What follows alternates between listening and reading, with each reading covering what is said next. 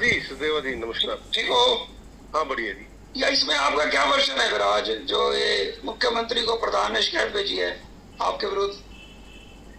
ऐसा है जी, पता है क्या, मोहनलाल नारंग जी ने पत्र दिया था। ठीक है।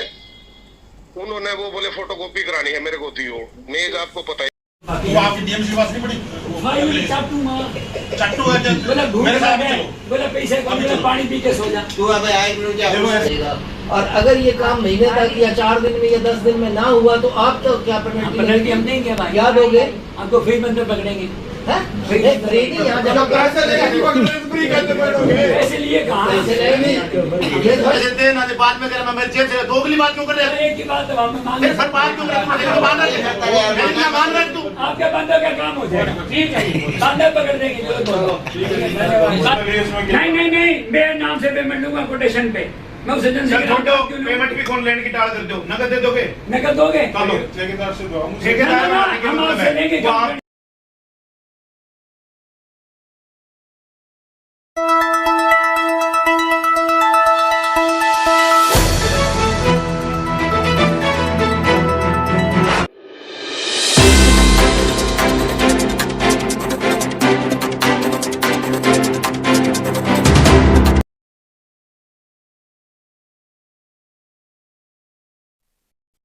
नमस्कार, मैं हूं सुनील सदेवा।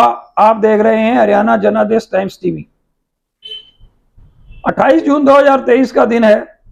विवादों से घिरी, विवादों के बीच 1 साल पूरा करने वाली नगर परिषद फतेहाबाद, जिसने शहर फतेहाबाद के विकास को रोक के रख दिया है। पार्षदों की गुटबाजी, प्रधान उपप्रधान की गुटबाजी, भ्रष्टाचार के गंभीर आरोप। 2 दिन पहले अभय चौटाला की मौजूदगी में नगर परिषद के एक पूर्व एमई सुमित चोपड़ा पर भ्रष्टाचार का गंभीर आरोप लगा, तो ठीक 2 दिन बाद 28 जून को एक और विवाद खड़ा हो गया। बीमा कॉलोनी के वरिष्ठ नागरिक, सीनियर सिटीजन, जो कि अपने अपने क्षेत्र के बड़े बड़े पदों से, बैंकिंग, बीमा क्षेत्र से रिटायर हुए हैं, पार्षद मोहनलाल नारंग, पूर्व पार्षद सुभाष पपिया के साथ नगर परिषद पहुंचे।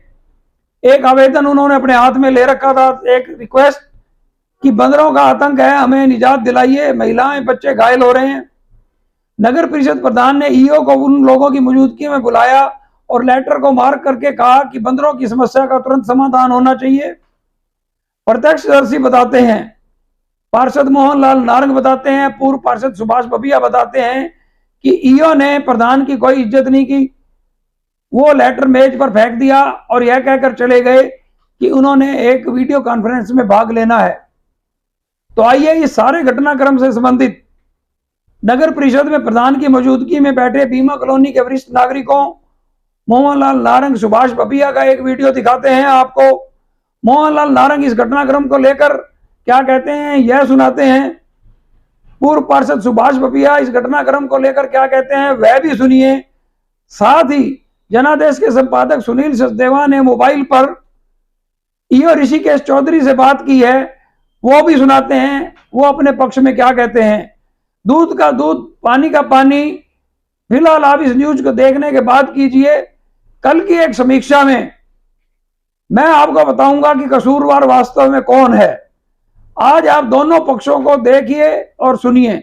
इस वीडियो को ज्यादा से ज्यादा शेयर कीजिएगा। शहर फतेहाबाद की स्टेट बैंक रोड पर स्थित इलेक्ट्रॉनिक्स, फर्नीचर व हॉलमार्क ज्वेलरी का फतेहाबाद जिले का सबसे बड़ा शोरूम विशाल टीवी केयर शोरूम पर उपलब्ध है। देश के प्रसिद्ध ब्रांड के इलेक्ट्रॉनिक्स उत्पाद कुशल कारीगरों द्वारा बनाया गया अत्याधुनिक फर्नीचर, हॉलमार्क ज्वेलरी के बेशुमार गहने शुद्धता की गारंटी के साथ एक छत के नीचे आपको मिलेगी इलेक्ट्रॉनिक्स, फर्नीचर व ज्वेलरी खरीदने की सुविधाएं। तो आपकी डीएमसी पास नहीं पड़ी? चट्टू है मेरे साथ चलो। बोला पैसे कम ले, पानी पी के सो जा। तू अब आए मिनट जा। ये काम की बात कर रहे हैं, काम की बात। मैंने जो आपको काम का चालू नहीं हुआ कभी। मैंने ये बात कही, यह भी हो जाएगा। ऐसे जी मैं जो उठूंगा ना, बात सुनो, हम आपसे बात करने नहीं आए, बात करने आए हैं प्रधान जी से। तो काम पकड़ लेंगे। रुको एक बार जी, आप जो भी कमिटमेंट करनी है प्रधान जी से करो। हमारी कोई कमिटमेंट नहीं आपसे।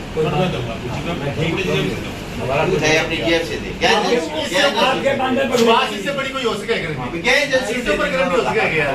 पहले बात मैं मांग नहीं सकता ना छापा ये है तो या दो की बात ना कर जेब से आप अपने बंदरों वाली समस्या आपकी समस्या का हल है। पैसे दे ना दे बाद में कर मैं मेरी जेब से दोगली बात क्यों कर रहे हैं? एक ही बात है फिर बात क्यों कर रहे हो? मान रहे मान रहे तू आपके बंदे का काम हो जाएगा। ठीक है बंदे पकड़ने की जरूरत हो बंदे भी निकल जाएंगे। जो एजेंसी फैलाया होता जो आई ना पकड़ लो। एजेंसी तो एजेंसी है किसकी देगा। और अगर ये काम महीने तक या 4 दिन में या 10 दिन में ना हुआ तो आप क्या पेनल्टी हम देंगे भाई क्या दोगे? आपको फ्री बंदे पकड़ेंगे। पैसे लिए कहाँ ये थोड़ी है आपकी तो है जिम्मेवारी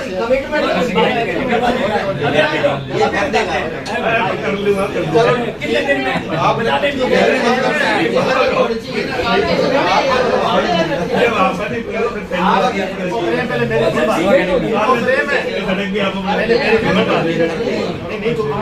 कल को मजाक ना बढ़िया आपका मैं बाल साल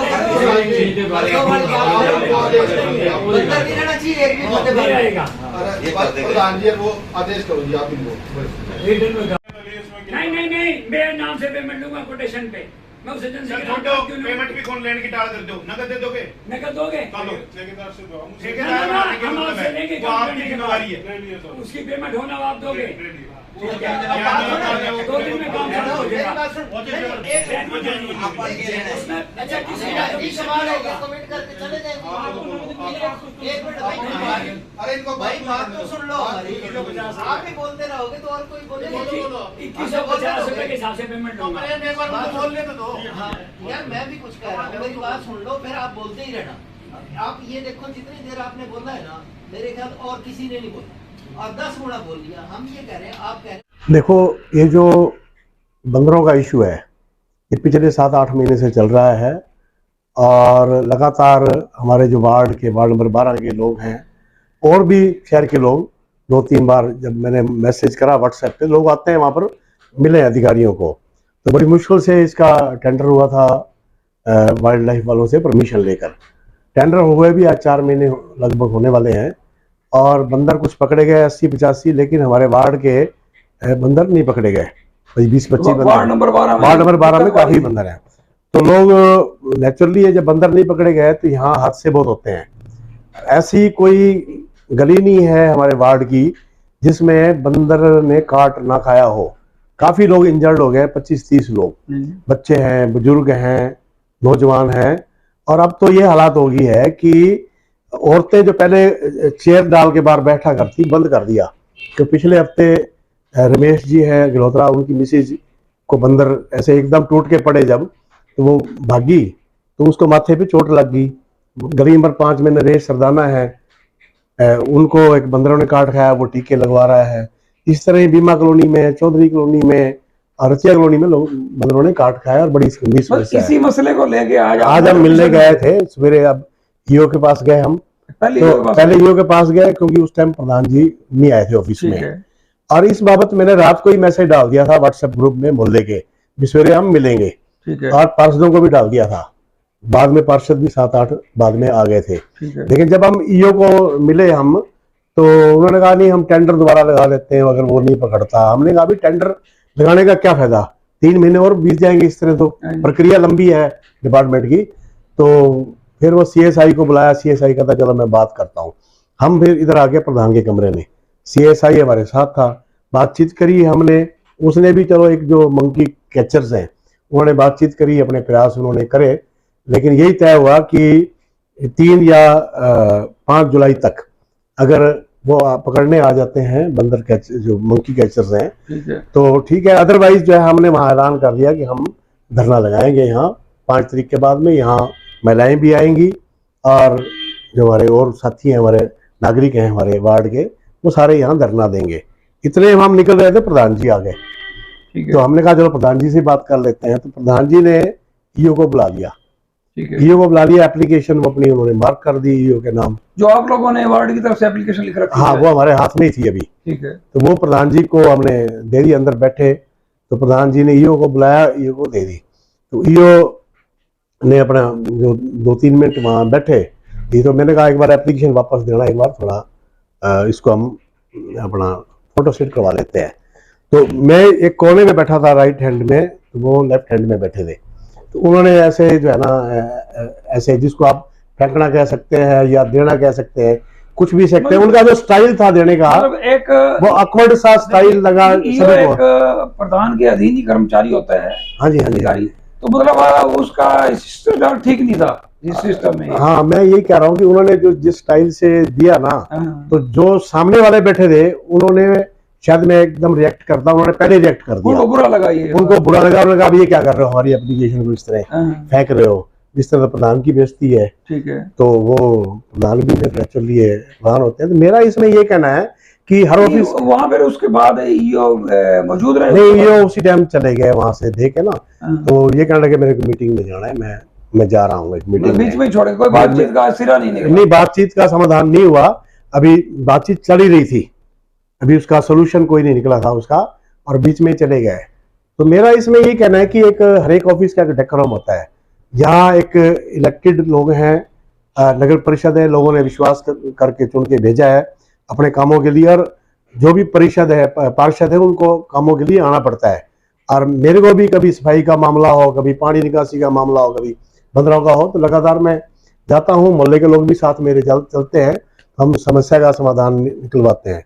लेकिन आज जो ये बंदरों का मामला था 4-5 महीने से, जिसका समाधान नहीं हो रहा, वार्डवासी परेशान है, तो उसके लिए हम बैठे थे। तो मेरा ये कहना है कि एक ऑफिशियल जो डेकोरम होता है, प्रधान कोई भी किसी अफसर को बुलाए तो उसको जब तक समाधान नहीं होता, पब्लिक सामने बैठी है, तो बीच में छोड़ के जाना भी मेरे को भी अच्छा नहीं लगा। वैसे तो बाजी, आज बंदरों के मामले को लेकर नगर पालिका में आप प्रधान से मिलने गए, से मिलने गए, उसके बाद कोई घटनाक्रम हुआ है, तो क्या पूरा मामला है? पूरा मामला ये है, मतलब हमारे वार्ड से मतलब मोहनलाल जी नारंग पार्षद है, वो लोग मतलब काफ़ी बार गए हैं वहाँ, और ये 6-7 महीनों से जा रहे हैं हम लोग, तो वहाँ कोई सुनाई नहीं हो रही। बंदे रहे, मतलब कभी किस पे हमला कर देते हैं, कभी किस पे हमला कर देते हैं। रात को मान लो कोई व्यक्ति अकेला हो, बंद कर दिया, ये रास्ता है।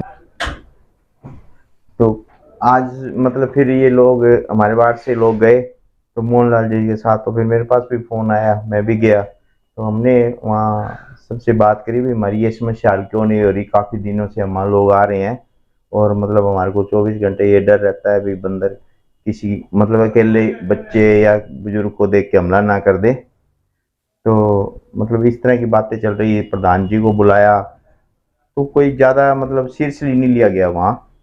तो फिर एक ईओ साहब ने कहा भी टेंडर लगा देते हैं। तो हमारे में से एक बंदा था जगजीनपुरा से, वो कहते भी आप टेंडर अभी तक टेंडर ही लगा रहे हो। तो इस बात से ईओ साहब गुस्से हो गए, और उन्होंने मेरे सामने, मैं बैठा था, इधर प्रधान जी बैठे थे, उन्होंने वो हमारी दरखास्त थी वो फेंक के मारी और उठ के ऑफिस से बाहर चल दिए। ये तो क्या ईओ का दरखास्त करना काफी रोष लगा है? हाँ, प्रधान जी ने तो गौर भी नहीं किया था। हमारे जो साथ गए थे पब्लिक के लोग, उनको बड़ा फील हुआ भी हमारे साथ ऐसा हुआ है। मेरे को भी फील हुआ भी ये कोई मतलब थोड़ा हुआ, मतलब हमारे शहरवासियों को साथ है ना, लोग मतलब जो भी अफसर या सरकारी महकमा आता है वो नजायज ही करता है। मैंने ये देखा है, क्योंकि यहाँ लोग सीधे साधे लोग हैं, और मतलब कोई ज्यादा सुनाई नहीं हो रही। उसके बाद ईओ ऑफिस में नहीं रुके हैं, कहीं ना वहाँ से चले गए थे उसी टाइम, और बाद में फिर कुछ कहने आए थे, मैं मीटिंग में जा रहा हूँ, इतनी बात है। तो प्रधान जी ने एक सीएम को लेटर लिखा है। हाँ, वो बाद में लेटर लिखा है। प्रधान जी को भी फील हुआ, सबको फील हुआ हमारी बेइज्जती की गई है। लेकिन पता क्या है, आप यहाँ से तनख्वाह लेते हो फतेहाबाद से, आपकी भी रोजी रोटी है, लेकिन आप पब्लिक की बात सुन ही नहीं रहे, कोई नहीं सुनता।